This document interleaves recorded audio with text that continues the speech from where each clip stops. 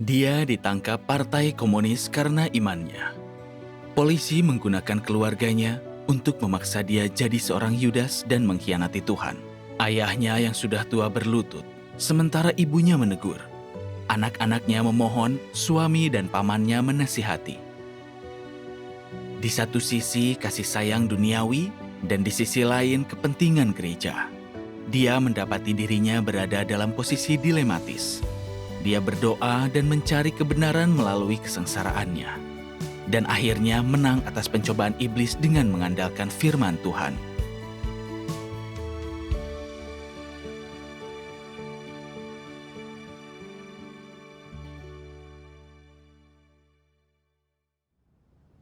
Ayahku kepala sekolah dan sering membahas materialisme di sekolah dan di rumah. Dia mengajari bahwa kebahagiaan bergantung pada kerja keras. Kami harus berusaha keras untuk unggul dan membawa kehormatan bagi leluhur.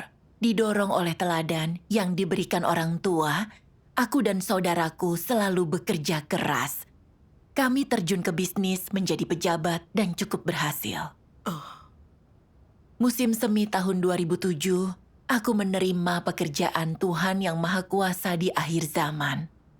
Aku rutin bersekutu dengan saudara-saudariku membaca firman Tuhan setiap hari dan memahami kedaulatan Tuhan. Perkataan ini sungguh mengesankan.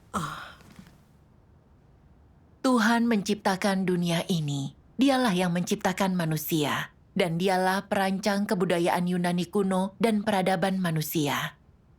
Hanya Tuhan yang menghibur umat manusia, dan hanya Tuhan yang peduli pada umat manusia ini siang dan malam.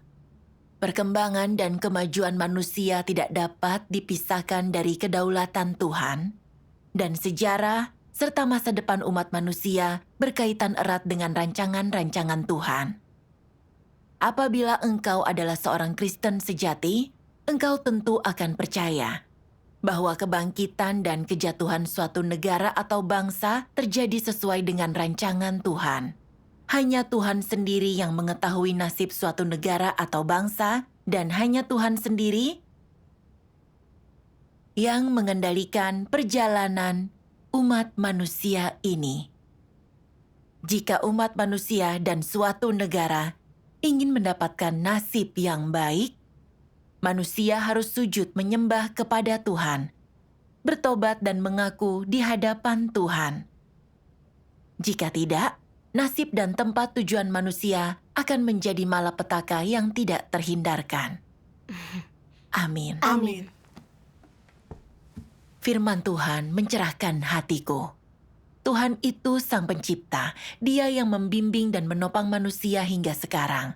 Terlebih lagi, Dia mengatur takdir kita.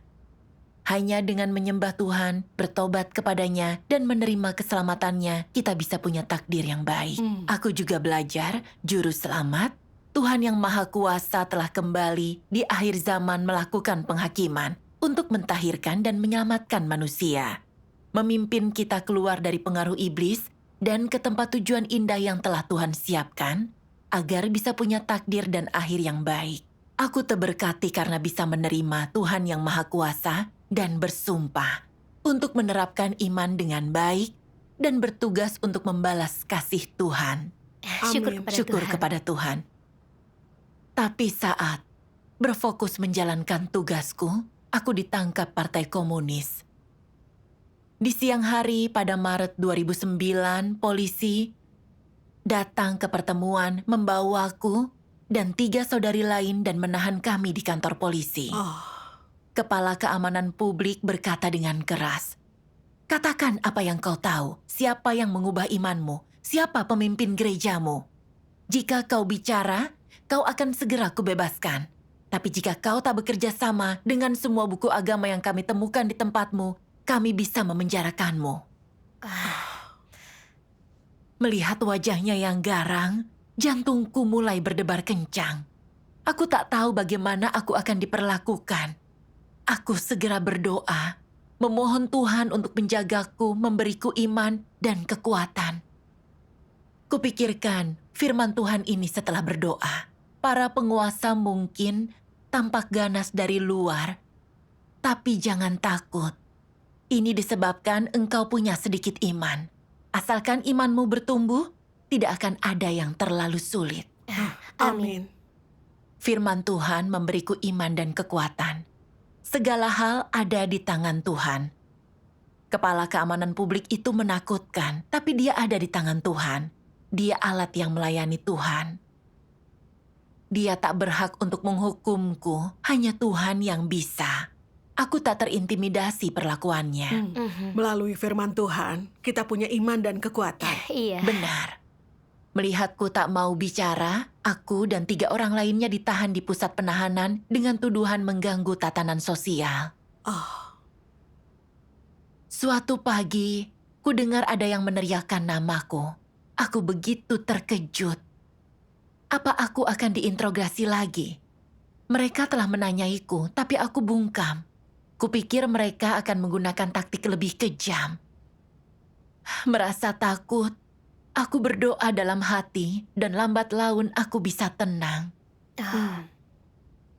Polisi membawaku ke ruangan besar. Saat masuk, aku melihat ayahku dan hatiku hancur. Mengapa ayahku dibawa ke sini? Ayah selalu menentang imanku. Bagaimana dia akan memperlakukanku sekarang? Belum sempat aku bicara, ayah telah mengangkat tangannya dan memukul kepalaku 3 kali. Aku merasa pusing. Dia berkata dengan tegas, "Aku melarangmu beriman, tapi kau bersikeras. Dan sekarang kau ditangkap, namaku jadi tercoreng. Katakan ke mereka tentang imanmu." Polisi bilang, "Kau akan dilepaskan setelah mengaku. Jika tidak, kau akan dihukum berat." Melihat wajah tua ayahku, aku merasa sedih. Usianya hampir 80 tahun dan reputasinya adalah yang terpenting. Dia tak bisa menanggung rasa malu jika aku dihukum. Lalu tiba-tiba dia berlutut. Sambil menangis dia berkata, "Saat tahu ini ibumu jatuh sakit, dia terbaring di tempat tidur, diinfus. Katakan ke mereka semuanya dan pulang bersamaku." oh ya. Itu pasti sangat sulit bagimu. Benar. Menghadapi semua itu, aku tak tahan untuk menangis. Anak-anaklah yang seharusnya berlutut di depan orang tua, bukan sebaliknya. Aku ingat saat orang tuaku membesarkanku, membantuku dengan anak-anakku. Mereka masih harus mencemaskanku di usia tua. Mereka tak akan menghadapi rasa sakit jika aku bukan orang percaya. Aku berutang budi ke mereka. Aku merasa tak enak. Aku sadar keadaanku tidak benar. Aku pun berdoa, "Tuhan, situasi ini sulit. Aku merasa lemah dan berutang budi ke orang tuaku. Aku tak tahu harus apa. Tolong bimbing aku agar bisa memahami kehendak-Mu dan berdiri teguh." Setelah berdoa, aku teringat tekad yang kutetapkan di hadapan Tuhan. Untuk kuat dalam iman mengikuti Tuhan dan berusaha mengasihinya. Saat itu aku sadar kembali. Aku teringat firman Tuhan. Oh, Apa orang tak mampu mengesampingkan daging mereka untuk waktu yang singkat ini? Hal apa yang bisa membelah kasih antara manusia dan Tuhan? Siapakah mampu mengoyak kasih antara manusia dan Tuhan? Apakah itu orang tua, suami, saudari, istri, atau pemurnian menyakitkan? Bisakah perasaan hati nurani menghapus citra Tuhan dalam diri manusia? Apa berutang dan tindakan orang terhadap satu sama lain adalah perbuatan mereka? Bisakah semua itu diperbaiki manusia? Siapakah mampu melindungi diri mereka? Apa orang mampu menyediakan bagi diri mereka? Siapakah yang kuat dalam kehidupan? Siapakah mampu meninggalkanku dan hidup mandiri? Amin. amin. Firman Tuhan membuatku merasa bersalah. Napas ini diberikan oleh Tuhan, dan Tuhan memberiku semua yang kubutuhkan untuk hidup.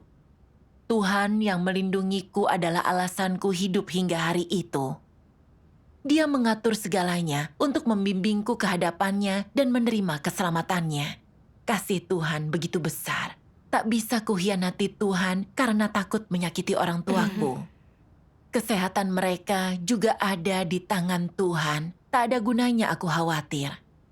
Mereka sedih dan sakit karena penindasan Partai Komunis. Jika mereka bisa melihat kejahatan partai, mereka tak akan malu dan tak akan dibodohi iblis. Berpikir begitu, aku tak merasa kesal.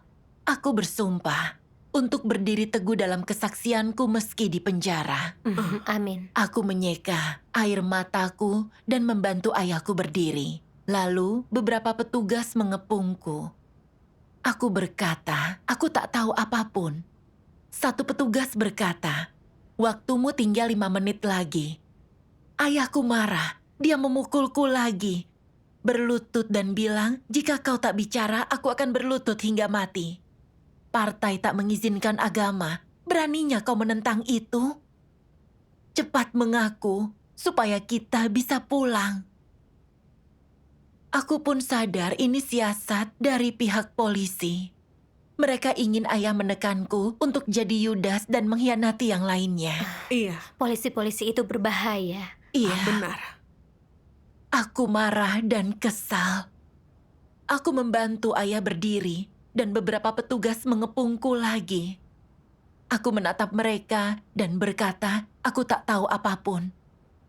Saat itu, telepon ayah mulai berdering. Dia memintaku untuk menjawab.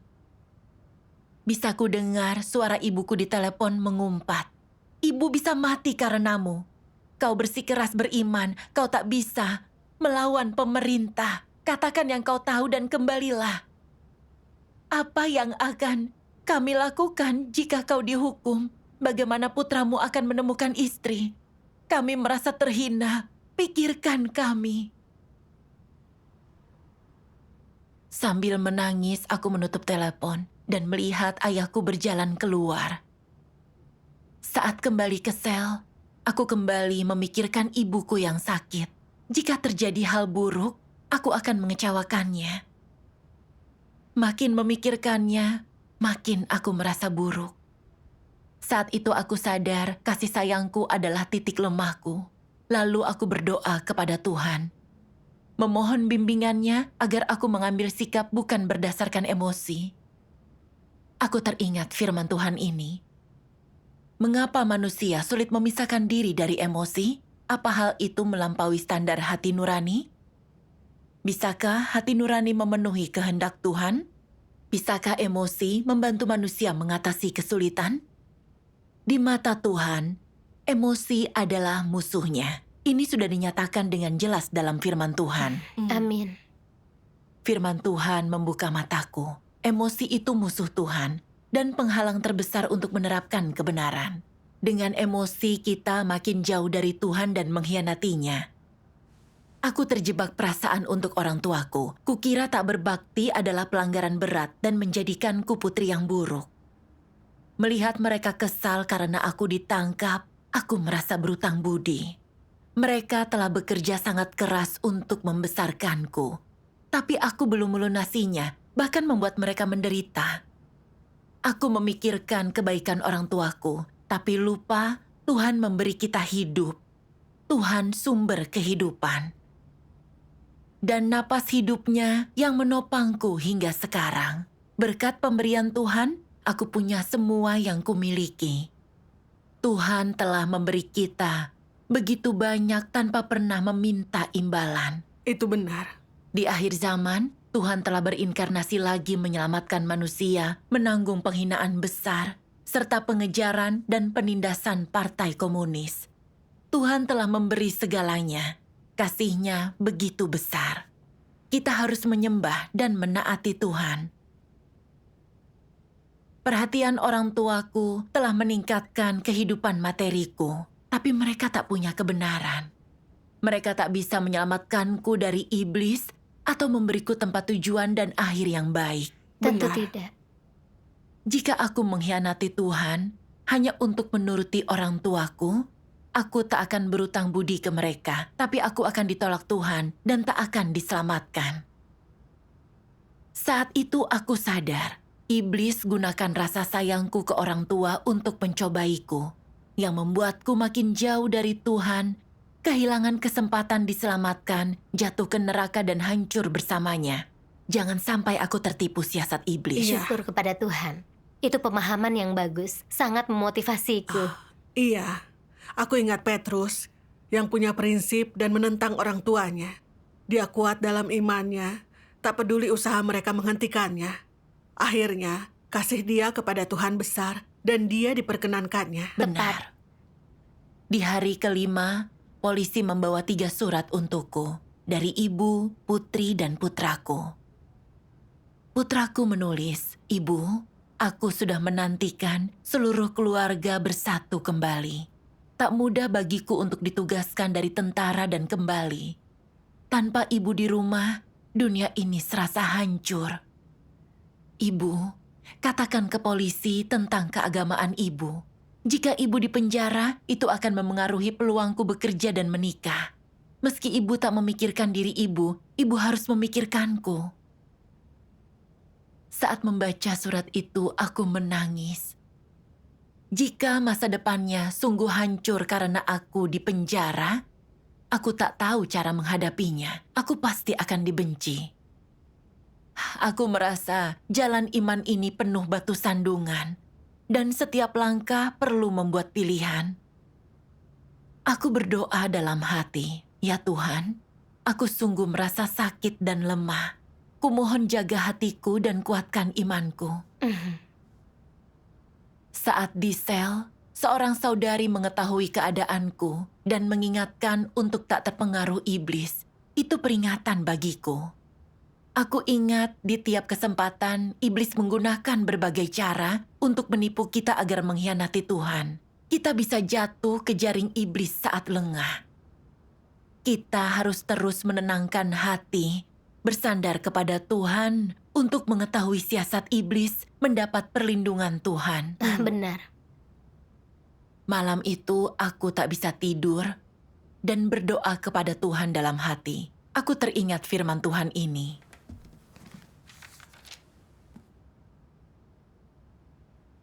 Dari saat engkau lahir dengan menangis ke dalam dunia ini, engkau mulai melakukan tugasmu. Oleh karena rencana Tuhan dan penentuannya dari semula, engkau melakukan peranmu dan memulai perjalanan hidupmu. Apapun latar belakangmu dan perjalanan yang ada di hadapanmu, tidak seorang pun dapat lolos dari pengaturan dan penataan surga, dan tak seorang pun dapat mengendalikan nasibnya sendiri, sebab hanya Dia yang mengatur segala hal yang mampu melakukan pekerjaan tersebut. Amin. Amin. Benar. Sepanjang hidup, takdir kita diatur Tuhan. Tak ada yang bisa mengubahnya. Tak bisa kukendalikan pekerjaan atau pernikahan putraku di masa depan. Sebesar apapun perhatianku ke anak, nasib mereka tak bisa kuubah. Akan dipenjara atau tidak, itu pun ditentukan Tuhan.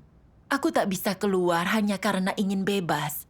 Aku harus mempercayakan semuanya ke Tuhan dan tunduk pada kedaulatannya. Iya, tunduk ke Tuhan bisa membebaskan kita dari segala kekhawatiran. Benar. Lalu, aku teringat kutipan firman Tuhan ini.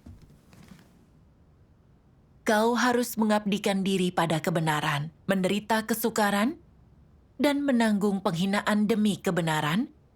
Dan untuk memperoleh lebih banyak kebenaran, engkau harus mengalami penderitaan yang lebih besar. Inilah yang harus engkau lakukan.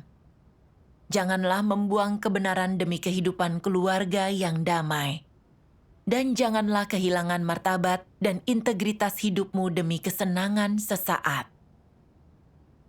Harus kau kejar segala yang indah dan baik. Dan harus kau kejar jalan dalam hidup yang lebih bermakna. Jika kau jalani hidup yang vulgar dan tak mengejar tujuan, kau menyia-nyiakan hidupmu. Apa yang dapat kau peroleh dari kehidupan semacam ini? Harus kau tinggalkan semua kenikmatan daging demi satu kebenaran, dan jangan membuang seluruh kebenaran demi sedikit kenikmatan. Orang-orang seperti ini tak punya integritas atau martabat. Keberadaan mereka tidak ada artinya. Amin. Amin. Firman Tuhan memberiku iman dan kekuatan. Sebagai orang yang percaya, satu-satunya cara diperkenankan Tuhan adalah dengan mengejar kebenaran.